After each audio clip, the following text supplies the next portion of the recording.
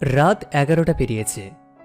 এই সময় ফোন বাজলে কেউ বিরক্ত হয় না, বরং অপেক্ষা করে। হ্যালো। ঘুমোওনি তো? না, জানতাম তুমি ফোন করবে। এই বিশ্বাসটাই ভালোবাসার প্রথম চিহ্ন। আজকে সারা দিন তোমার কথা মনে পড়ছিল। দিনে তো সবাই থাকে, আর রাতে শুধু তুমি থাকো। দিনের প্রেম চোখে দেখা যায়, আর রাতের প্রেম শোনা যায়। জানো, কখনো কখনো ভাবি এই রাতগুলো একদিন স্মৃতি হয়ে যাবে। না, এই রাতগুলোই আমাদের ভিত করছে আয়ান। রাত তখন ধীরে ধীরে গভীর হচ্ছে, আর কথা আরো কাছের। আচ্ছা আয়ান, আমরা 5 বছর পরে কোথায় থাকবো বলে মনে হয়? একই ঘরে, একই ছাদে, হয়তো ছোট্ট একটা ফ্ল্যাট। বারান্দা থাকবে তো? থাকবেই, তুমি গাছ লাগাবে। আর তুমি? আমি প্রতিদিন সকালে চা বানাবো, আর তোমাকে ডাকবো, ঈশা ঘুম ভাঙো। এই কথাগুলো কোনো পরিকল্পনা নয়, এগুলো স্বপ্ন, আর স্বপ্নই প্রেমকে বাঁচিয়ে রাখে। আমরা কি তখনও এভাবে কথা বলবো? তখন ফোনে না, তখন পাশ থেকে। ঈশা চুপ করে গেল। কিছু কথা চুপ থাকলেই সুন্দর। আচ্ছা ঈশা, বিয়েটা কেমন হবে কখনো ভেবেছো? ভাবি, কিন্তু কাউকে বলি না। আমাকে বলো। আমি চাই খুব সাধারণ হোক, কম মানুষ, কিন্তু তুমি থাকবে। আমি থাকবো না, আমি হব। এই একটা বাক্যে ঈশার চোখ ভিজে গেল। তুমি কি নার্ভাস হবে? হ্যাঁ, কিন্তু তোমার হাত ধরলে ঠিক হয়ে যাবে। আমরা ঝগড়া করলে কি হবে? তুমি রেগে থাকবে, আর আমি চুপ থাকবো। শেষে আমি জিতব। কিভাবে? তোমাকে হাসিয়ে। বিয়ে মানে শুধু একদিন না, বিয়ে মানে এইসব ছোট ছোট বোঝাপড়া। আকাশটা ফিকে নীল হয়ে যাচ্ছে দেখো। রাত শেষ। কিন্তু আমাদের কথা শেষ হয় না। কখনোই না। আয়ান, যদি একদিন আমরা বুড়ো হয়ে যাই? তবু আমি তোমাকেই ফোন করব। তখনও পাশে থাকবে তো? হ্যাঁ, অভ্যাস বদলাতে নেই। এখানেই গল্পটা শেষ করা যায়, কারণ এরপর আর গল্প নয়, জীবন। ঘুমাও এখন। স্বপ্নে দেখা হবে। স্বপ্নে না, ভবিষ্যতে। সব প্রেমে চুবু থাকে না, সব প্রেমে ছোঁয়া থাকে না। কিছু প্রেম শুধু রাত জেগে ফোনে কথা বলে, আর সেখান থেকে একটা পুরনো জীবন তৈরি হয়। বিয়ের প্রথম রাত নিয়ে মানুষ অনেক কথা বলে, কিন্তু সত্যিটা হলো এই রাতটা আসলে খুবই নীরব। আজকে সেই রাত। আয়ান আর ঈশা, একই ঘর, একই ছাদ, একই জীবন, কিন্তু কথা খুবই কম।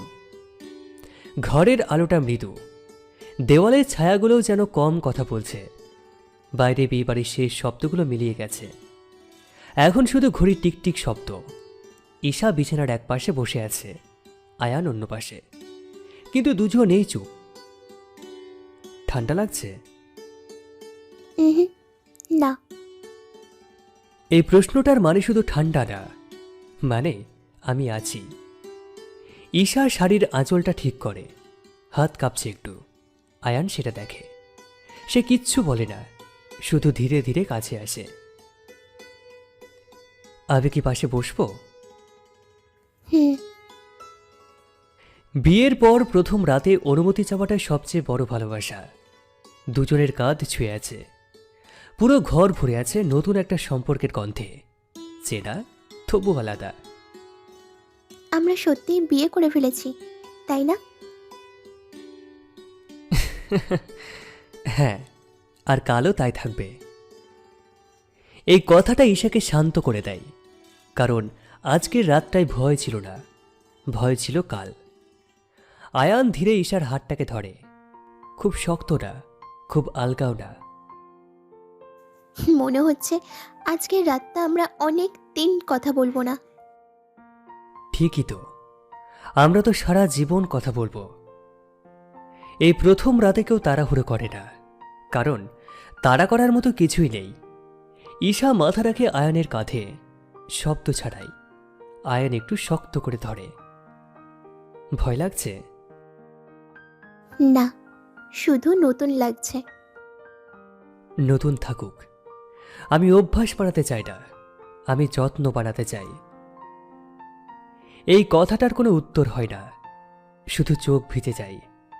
ঘরের বাতাস ধীরে ধীরে ভারী হয়, কিন্তু সেটা অস্বস্তির না, ওটা নিরাপত্তার ভার। তুমি জানো, আমরা একদিন ফোনে কথা বলতাম। আজ ফোনটা দরকার নেই। তবু মনে হচ্ছে তুমি ঠিক আগের মতোই আছো আমার কাছে। কারণ আমি বদলাইনি, শুধু জায়গাটা বদলেছে। কিছু প্রেমে দূরত্ব কমে না, দূরত্বের দরকার ফুরিয়ে যায়। রাত বাড়ে, ঘরের আলো নিভে যায়, কিন্তু অন্ধকার লাগে না। ঈশা ফিসফিস করে, এই, ঘুমাচ্ছ? না, আমি শুনছি তুমি নিঃশ্বাস নিচ্ছ। এটাও কি ভালোবাসা? সবচেয়ে শান্তটা। এই প্রথম রাতে কোনো প্রতিশ্রুতি হয় না, কারণ সব প্রতিশ্রুতি আগে হয়ে গেছে। ভোরের আলো জানালা ছুঁয়ে দেয়। ঈশা ঘুমিয়ে পড়েছে, আয়ান জেগে। সে ঈশার কপালে খুব আস্তে একটা চুমু এঁকে দেয়, যেন ঘুম তার না ভেঙে যায়। এই নীরবতাটাই আমাদের সবচেয়ে বড় কথা। সব প্রথম রাত শব্দে ভরা হয় না, কিছু প্রথম রাত নীরবতায় লেখা হয়, যেখানে ভালোবাসা চেঁচায় না, শুধু পাশে থাকে। নতুন বাড়ির প্রথম রাত সবসময় একটু অদ্ভুত হয়। ঘর আছে, কিন্তু এখনো বাড়ি হয়ে ওঠেনি। দেওয়াল চুপচাপ, আলো একটু বেশি উজ্জ্বল, আর নীরবতা পরিচিত না। আজ আয়ান আর ঈশার প্রথম রাত এই বাড়িতে। ঘরের মাঝখানে দুটো সুটকেস পড়ে আছে, কাপড় ঠিকঠাক করে সাজানো হয়নি। নতুন পর্দা, হালকা কেমিক্যাল গন্ধ। ঈশা জানালার কাছে দাঁড়িয়ে, আয়ান দরজা বন্ধ করছে। এই বাড়িটা একটু ফাঁকা ফাঁকা লাগছে, তাই না? হ্যাঁ, কিন্তু আজ রাতটা পার হলেই এটা আমাদের হয়ে যাবে। কিছু জায়গা মানুষ ভরে আছে, ফার্নিচারে নয়। ঈশা ধীরে ধীরে ঘরটাকে ঘুরে দেখছে, হাত দিয়ে দেওয়াল ছুঁয়ে দিচ্ছে, যেন পরিচয় নিচ্ছে। এই দেয়ালগুলো এখনো জানে না যে আমরা কারা। আজ জানবে। এই কথাটা খুবই সাধারণ, কিন্তু ভিতরে একটা নিশ্চয়তা আছে। আয়ান ব্যাগ খুলে একটা ছোট্ট জিনিস বের করল, একটা ফ্রেম করা ছবি। বিয়ের আগের এক সন্ধ্যা, দুজনেই হাসছে। সে ছবিটা টেবিলের উপরে রাখল। এটাই প্রথম জিনিস, এই ঘরে থাকুক। ঠিক আছে। নতুন বাড়ির প্রথম সাজ সবসময় আলমারি দিয়ে হয় না, কখনো কখনো একটা ছবি দিয়েই হয়। রান্নাঘরে ঢুকে ঈশা আলো চালায়, খালি তাক, নতুন চুলোর গায়ে প্লাস্টিক। কাল থেকে এখানে রান্না হবে। কাল না, আগামীকাল থেকে। কেন? কারণ কাল সকালে আমরা একসাথে চা খাবো। ভবিষ্যৎ কখনো বড় প্ল্যান চায় না, এক কাপ চাও যথেষ্ট। রাত বাড়ে, বাইরের শব্দ কমে আসে। নতুন বাড়ির শব্দগুলো আলাদা, ফ্যানের আওয়াজ, ঘড়ির টিকটিক, দূরের ট্রেনের হুইসেল। ঈশা বিছানায় বসে। আর এইখানে আজ আমরা ঘুমাবো। ভয় লাগছে? ভয় না তো, শুধু দায়িত্বটা অনুভব করছি। আমি আছি। এই তিনটা শব্দ নতুন বাড়ির প্রথম ভরসা। আয়ান ধীরে ঈশার পাশে বসে, কাঁধে কাঁধ, কথা নেই। ঠিক কিছুক্ষণ পর, আচ্ছা আয়ান, এই বাড়িতে আমরা ঝগড়া করব না? হ্যাঁ, করব। তাহলে ঠিক করব তো? সেটাই তো বাড়ি বানাই। পারফেক্ট সংসার হয় না, চেষ্টা করা সংসার হয়। আলো নিভে যায়, অন্ধকার নতুন, কিন্তু ভয় নেই। ঈশা হাত বাড়ায়, আয়ান ধরে। এই বাড়িটা কি আমাদেরকে রাখবে? না, আমরা এই বাড়িটাকে রাখব। ঘর মানুষকে আশ্রয় দেয়, কিন্তু মানুষই ঘরকে জীবন দেয়। রাত গভীর হয়, নতুন বাড়ির প্রথম ঘুম। ঈশা ঘুমিয়ে পড়েছে, আয়ান জেগে। সে চারিদিকে তাকায়, খালি দেওয়াল, অগোছালো ব্যাগ, আর পাশে ঘুমোনো মানুষটা। আজ থেকে এই জায়গাটার নাম বাড়ি। সব নতুন বাড়ি প্রথম দিনে আপন হয় না, কিন্তু যেখানে ভয় ভাগ করা যায়, নীরবতা ভাগ করা যায়, সেটাই ধীরে ধীরে বাড়ি হয়ে ওঠে। নতুন বাড়ির প্রথম সকালটা খুব শান্ত। আলোর রং নরম, হাওয়া ধীর, আর ঘুম ভাগার পর প্রথম যে জিনিসটা বোঝা যায়, আজ আর একা রান্নাঘরে ঢুকতে হবে না। ঈশা চোখ খুলে দেখে রান্নাঘরের দিকে হালকা আওয়াজ আসছে। তুমি জেগে গেছো? হ্যাঁ, কিন্তু একটা সমস্যা আছে। কি সমস্যা? চা বানাতে গিয়ে চিনি কোথায় রেখেছি বুঝতে পারছি না। এই সমস্যাটা খুব বড় না, কিন্তু এটাই প্রথম সংসারী সমস্যা। ঈশা রান্নাঘরে ঢুকে দেখে তাক প্রায় ফাঁকা, দুটো কাপ, একটা কেটলি, আর আয়ানের কপালে হালকা চিন্তার ভাঁজ।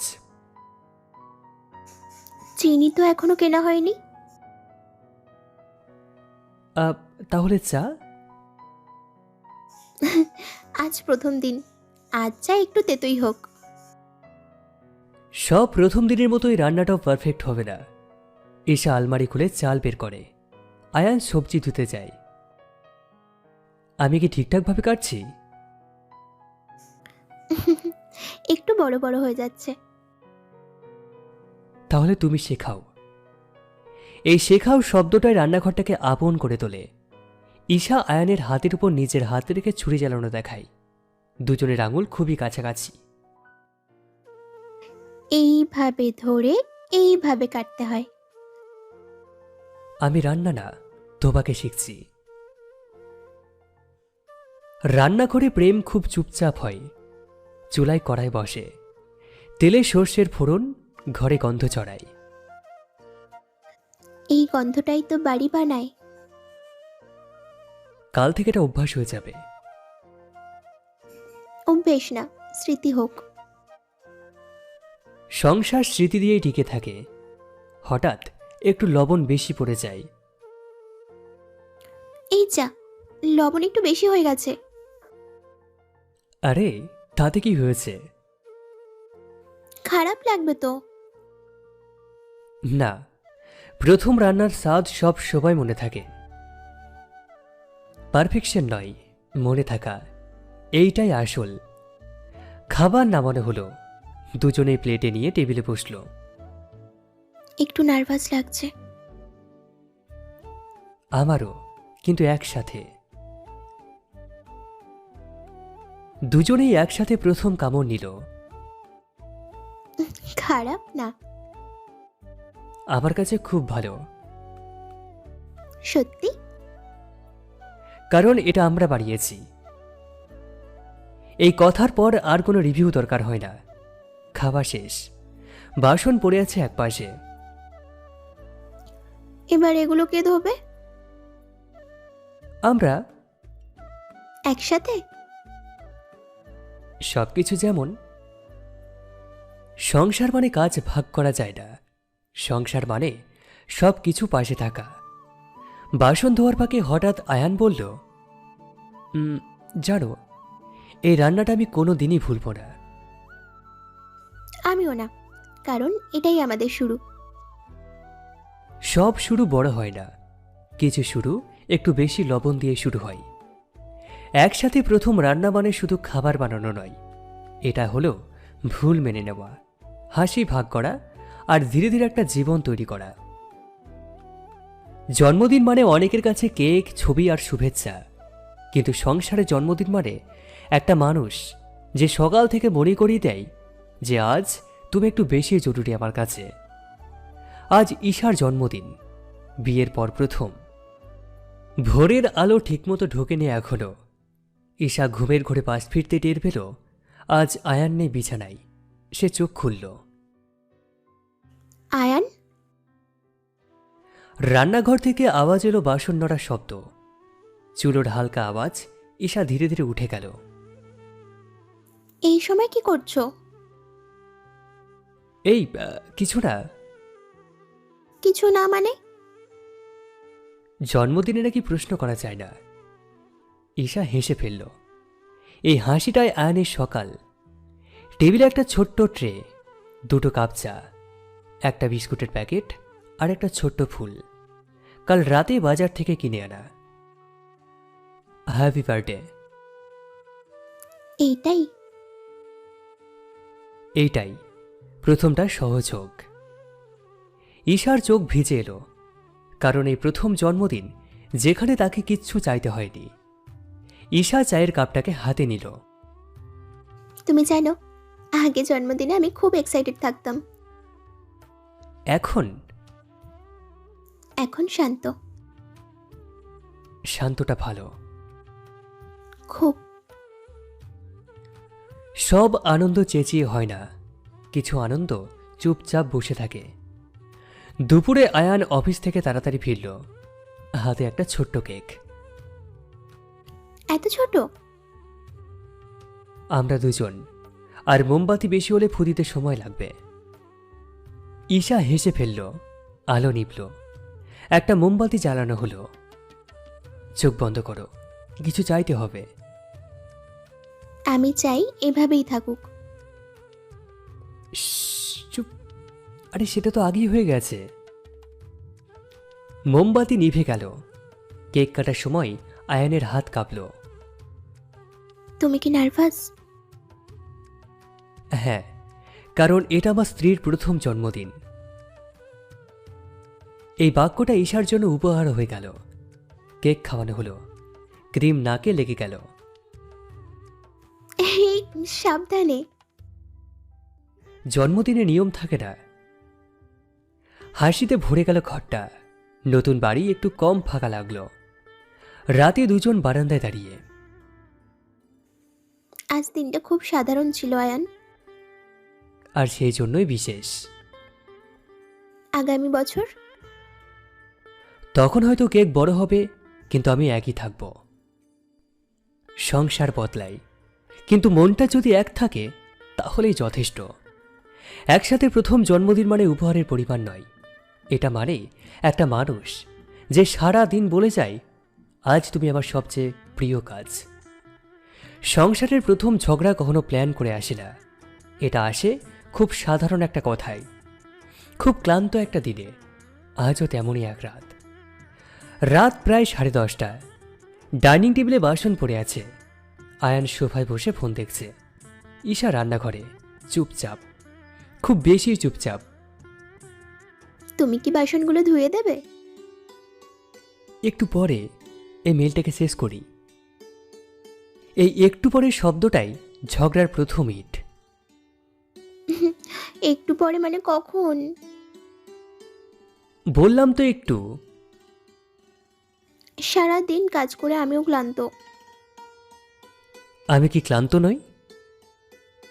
এখানেই স্বর বদলে যায়, কথার ভিতর ঢুকে পড়ে ক্লান্তি। আহা, আমি তো দোষ দিচ্ছি না, শুধু বলছি। সব সময় তো তুমিই বলছো।